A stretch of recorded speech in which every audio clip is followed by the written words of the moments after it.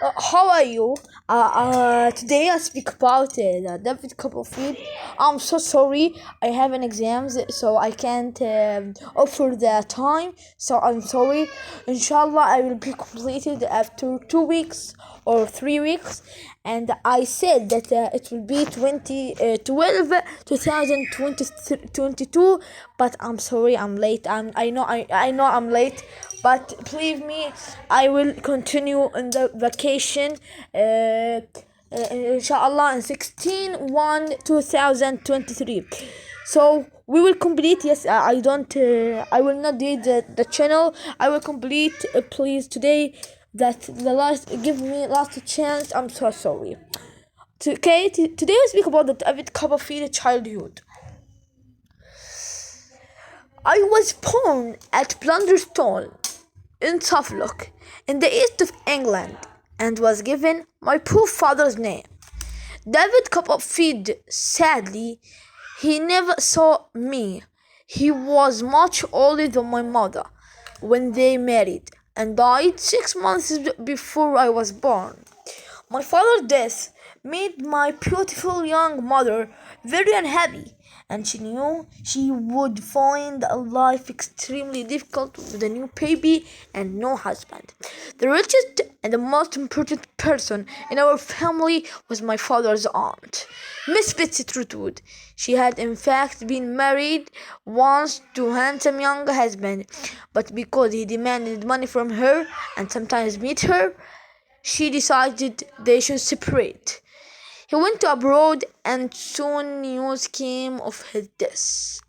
Miss Trotwood bought a small house by the sea and lived there alone with only one servant. She had not spoken to my father since his marriage because she considered he had made a mistake in marrying very young girl, but just before I was born, when she heard that my mother was expecting a baby, she came to visit Blunderstone. It was cold, windy Friday afternoon in March. My mother was sitting by the fire feeling very lonely and unhappy and crying a little. Suddenly a stern, strange looking face appeared at the window. "Open the door!" ordered the stern-faced lady. My mother was shocked but obeyed at once. "You must be David Copperfield's wife," said the lady as she entered. "I am Patsy Trotwood. You have heard me of me." "Yes," whispered my mother, trembling. "How young you are!" cried Miss Betsy. "Just a baby." My mother started sobbing again. "I know I look like a child. I know I was young to be a wife, and I am young to be a mother. But perhaps I'll die before I become a mother." "Come, come, come," answered Miss Betsy. "Have some tea. Then you'll feel better. What do you call your girl?" "My girl? I don't know yet that it will be a girl," replied my mother miserably. "No, I don't mean the baby. I mean the servant. Her name Peggotty. Her first name's Clara, the same as mine, so I call her by her family name. You see? What a triple name! However, never mind, Peggotty," she called, going to the door. "Bring Mrs. Copperfield some tea at once." She sat down again and continued speaking. "You were talking about the baby. I'm sure it will be a girl. Now, as soon as she is born." "He, perhaps," said my mother proudly. "Don't be stupid. Of course it will be she. I'm going to send her to school and educate her well. I want to prevent her from making the mistakes I have made in life." Miss Betsy looked quite angry as she said this. My mother said nothing as she was feeding at well. "But tell me, were you and your husband happy?" asked Miss Betsy. This this made my mother feel worse than ever. I know I wasn't very sensible about money, cooking, things like that. She sobbed, "But we loved each other, and he was helping me to learn. And then he died. Oh," and she fell back in her chair completely unconscious.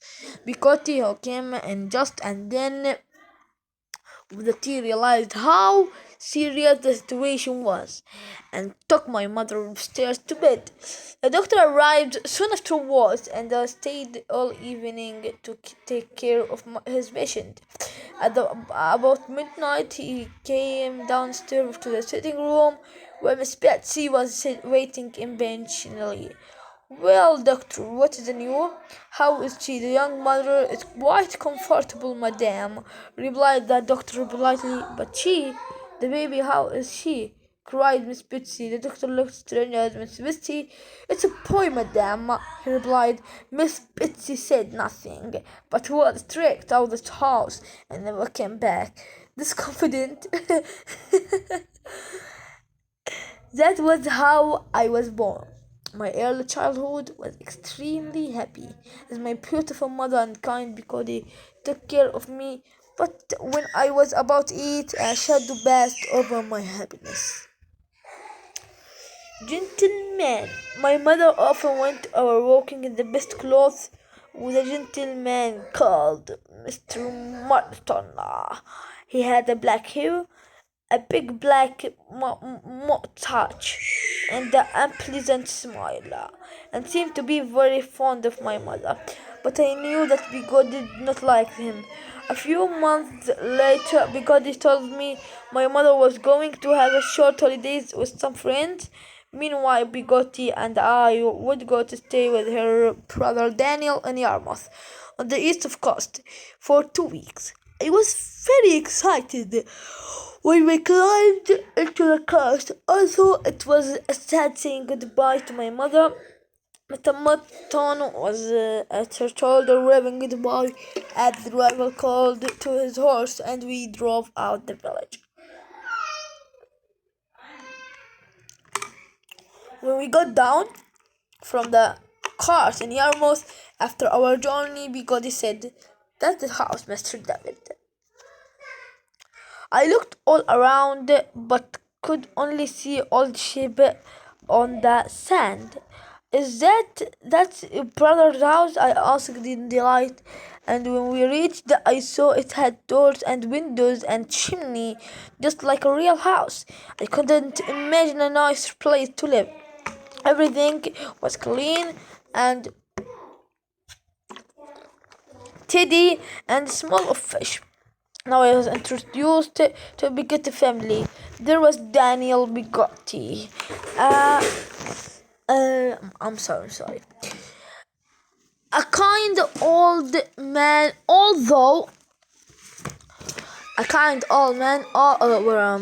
although he was married, he had adopted 2 orphans. He had adopted what? 2 orphans. Wait a minute. I'm sorry. Daniel, a kind old sailor. Although he wasn't married, he had adopted 2 orphans who lived with him and called him uncle.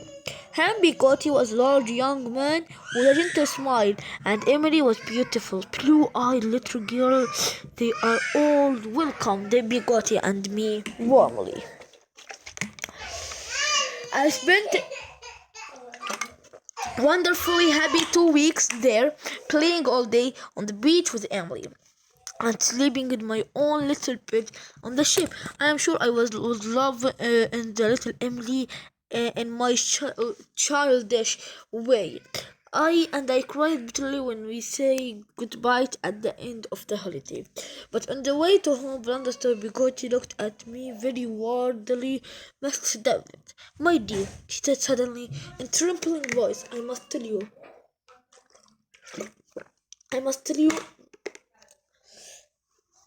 you will have to know now why you have been away. Your dear mother has married Mr. Modestone. He is your stepfather now. I was deeply shocked. I couldn't understand how my mother could have married that man, and when we arrived home I could not help showing my mother how very miserable I was. I went straight to my room and lay sobbing on my bed, which made my poor mother very unhappy too. As she sat down beside me, holding my hand, Mr. Murdstone suddenly came in. What is this, Clara, my love? he asked sincerely. Remember, you must be firm with the boy. I told you before, you are too weak with him.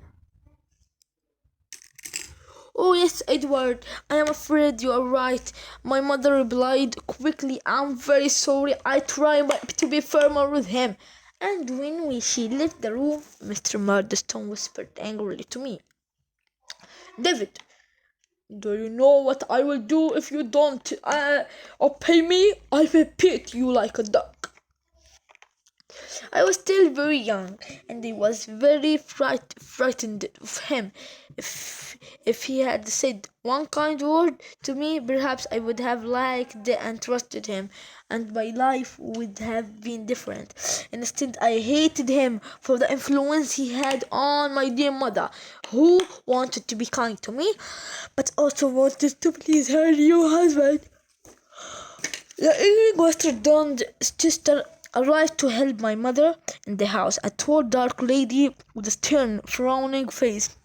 She looked and sounded very much like her brother. I was right. In fact, she intended to stay forever. She started work the next morning. Now, Clara, she said firmly to my mother at breakfast, I am here to help you. You are much too pretty and thoughtless to worry about the servants, the food, and so on. So just hand me your keys and to all cupboards. I will take care of everything of you. My poor mother just blushed, looked ashamed, and obeyed from the house, keeping the keys hanging from her waist as he hurried all over the house, checking that everything was being done just as wished. Here I finish chapter 1. Inshallah, I don't know when. After 3 weeks, I will do chapter 2. It is 6 chapters, I think. It is 5 chapters. 5 chapters. I will finish it. So goodbye. See you later.